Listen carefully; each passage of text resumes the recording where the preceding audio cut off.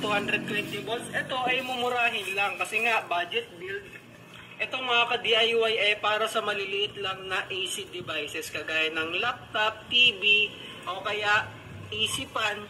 Yung clip fan ha, yung maliit lang, huwag nyo gamitin din sa 60 watts kasi malakas yun, baka masira ka agad.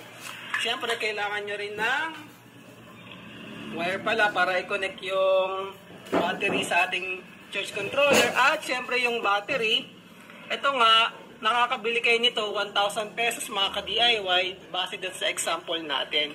Ngayon, paano natin to ikakabit? Madali lang. Unahin natin ikabit yung ating solar panel sa ating battery. Gamit itong wire na to. Pero gagawa natin ang diskarte kasi itong inverter may clip naman. Ikakabit ko na lang to dito mga ka-DIY. Diyan. Yung positive at yung negative ay sa kabila. And then yung kabilang wire, ikakabit na natin dito sa ating battery input, positive and negative. So, ayan, nakabit ko na yung wire mga ka-DIY. So, inipit ko lang, di ba? Sobrang easy build lang yan.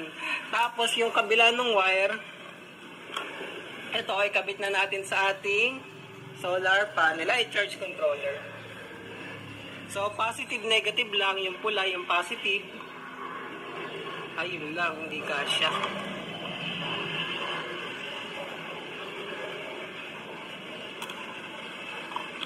Medyo malaki yung screwdriver ko kaya pinilit na lang natin.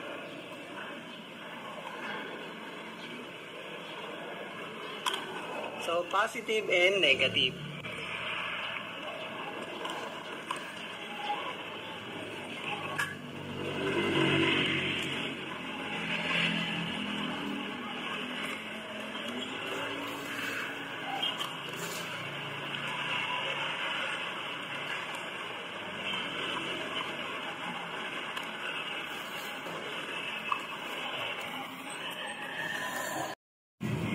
Negative and positive.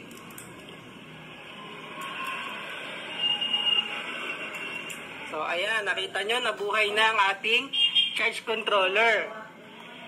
I-set natin ng B1 kasi sa pagkakatanda ko lead acid yung B1 mga ka-DIY. Ayan, so 12.6. Yan, B1. Usually, yun lang naman. Yung iba, hindi nyo na isi-set yan. Mga disconnect na lang yan, explore nyo na lang yung PWM. Sa load disconnect yung mga yun eh. So, ang importante, set nyo yung tama yung battery. At saka, yun lang, yung battery type lang, mga ka-DIY. Alam ko, B1 ay natin yung solar panel. Dito naman, mga ka-DIY. Ngayon, mamaya, tatanong nyo ano ba yung pwedeng pagganahin nito. Explain natin ano ba yung pwedeng paggamitan ng ganitong basic setup mga ka-DIY.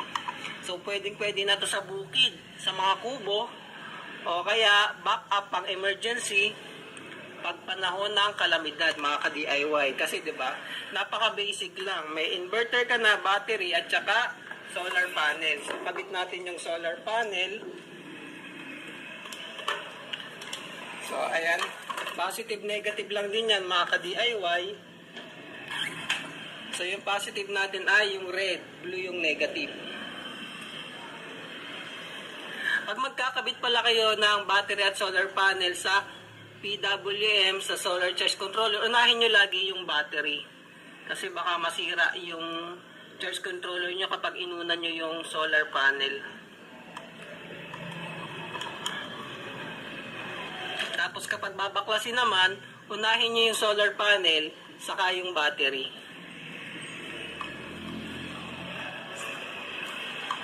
So, positive. And negative.